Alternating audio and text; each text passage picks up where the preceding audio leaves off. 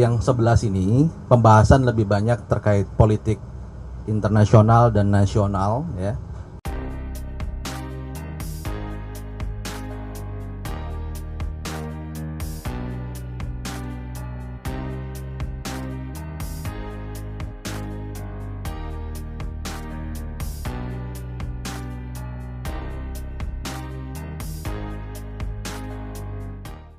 Yang sebelah sini pembahasan lebih banyak terkait politik internasional dan nasional, ya. Kita membahas terkait bagaimana komunikasi politik yang dilakukan oleh pimpinan kami dengan Presiden terpilih Bapak Prabowo Subianto.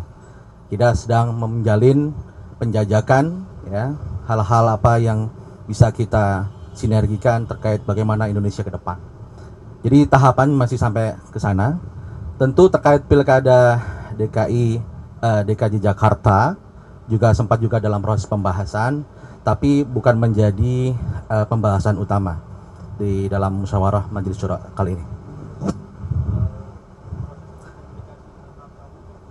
Ya. Jadi begini. Oke. Jadi keputusan dari DPP PKS sebelumnya bahwa kita di perencana yang pertama adalah mengusung Bapak Anies Sohibul Iman, dan kerangka kerja kita itu berlangsung dari sejak deklarasi tanggal 25 Juni hingga 4 Agustus kemarin. Karena sampai 4 Agustus kemarin kursi yang harus dipenuhi yakni 22 kursi belum terpenuhi, maka kita DPP PKS memiliki ijtihad untuk membuat opsi-opsi lainnya. Salah satu opsinya adalah kita membangun komunikasi dengan Koalisi Indonesia Maju. Sampai tahapan mengkaji, membahas opsi alternatif ketika pasangan aman ini tidak bisa berlayar karena kekurangan kursi.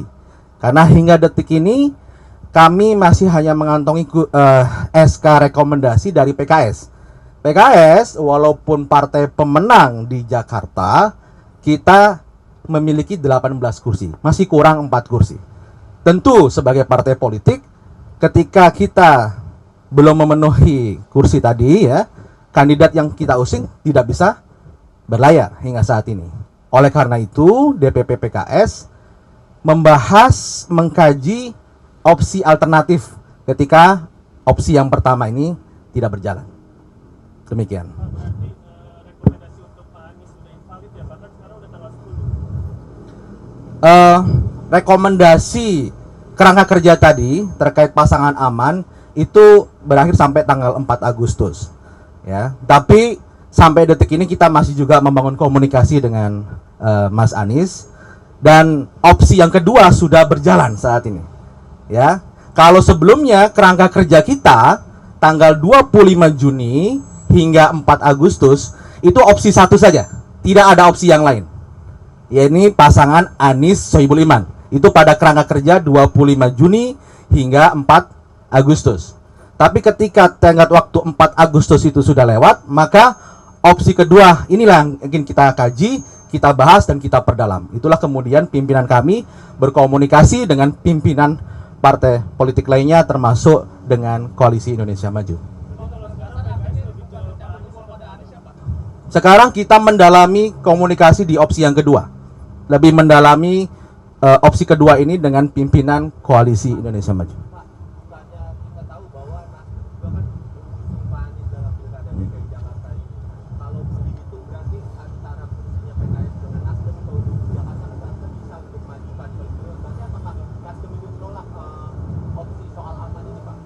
Kami menghormati keputusan masing-masing partai. Nasdem tentu memiliki proses mekanisme internal dalam mengambil keputusan. Tentu di dalam politik ketika kita bicara tentang perahu, tiket, maka kita membutuhkan surat rekomendasi yang tertulis. Dan dalam kerangka kerja 25 Juni sampai 4 Agustus, SK yang kita dapatkan hanya SK dari PKS. Inilah yang kemudian PKS memilih untuk mendalami dan memperdalam opsi yang kedua. Pak, bisa ditegaskan bahwa PKS sekarang sudah mencabut dukungan untuk Anies atau belum? Tadi saya sampaikan, opsi yang kedua sedang kita dalami, sedang kita perdalam. Sehingga kalau opsi yang pertama sudah kita lakukan dalam tempo yang cukup lama, yaitu 40 hari tadi, dari 25 Juni sampai 4 Agustus, kita sekarang memperdalam, mengkaji, mengeksplorasi opsi yang kedua, yakni dengan pimpinan dari Partai Koalisi Indonesia Maju. Demikian.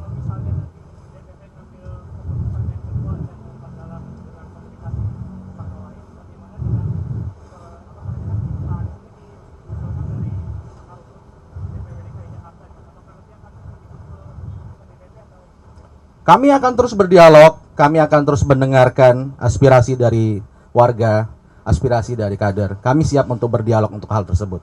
Tentu ini kan proses sedang berlangsung, ya. Proses sedang berlangsung, komunikasi terus dijalin, ya. PKS juga kita pimpinan juga inklusif, ya, mendengar masukan, mendengar aspirasi apa yang sedang disampaikan oleh warga. Demikian.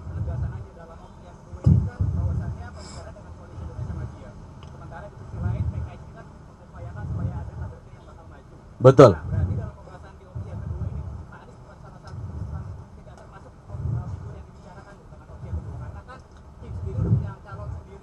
Oke. Jadi keputusan PKS yang tidak berubah sejak awal adalah karena aspirasi mandat dari warga Jakarta tertinggi itu di PKS karena kita pemenang pemilu, maka PKS memutuskan kadernya untuk maju sebagai calon gubernur atau sebagai calon wakil gubernur. Itu keputusannya. Kemudian yang di opsi yang pertama kita kan mengusung Aman, dan di situ ada kader kita Bapak Muhammad Sohibul Iman. Dan sekarang di opsi kedua juga sama, kita mengusulkan apakah kader kita maju sebagai calon gubernur atau sebagai calon wakil gubernur. Begitu. Tentu ini kan opsi 2 beda dengan opsi pertama. Ya. Oke.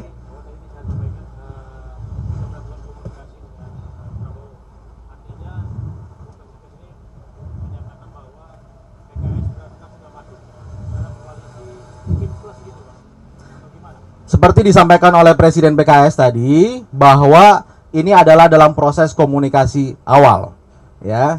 Kita pimpinan PKS bersilaturahim, ya, sebagai kawan lama, sahabat lama yang dulu mengusung 2014, 2019. Tentu komunikasi politik sangat baik, dan itu yang sedang kita ikhtiarkan. Mengenai keputusan hingga saat ini, ya, itu kita mendengarkan aja nanti arahan langsung dari Ketua Majelis Syuro atau dari Presiden PKS terkait keputusan tersebut. Jadi saat ini kita masih dalam tahap berkomunikasi, menjalin silaturahim, ya, terkait hal-hal kebangsaan ke depan.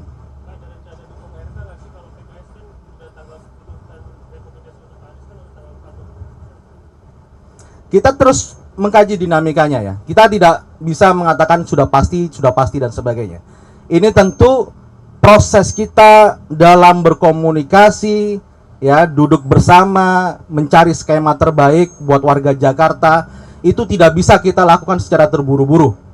Jadi kita ingin membangun komunikasi itu secara baik, kita mendengarkan aspirasi warga, kita membangun apa skema yang terbaik buat warga Jakarta, itu yang harus kita perdalam. Jadi bukan ini pasti itu, tidak. Ya, kita terus komunikasikan ini.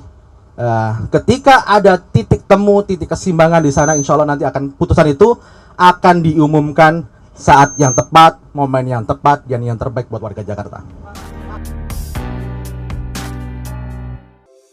Di antara banyak sumber informasi, kami layak dipercaya karena kami menggali lebih dalam, berpihak pada kebenaran, berpegang pada data dan fakta, agar layak Anda jadikan referensi. Kompas TV, independen, terpercaya.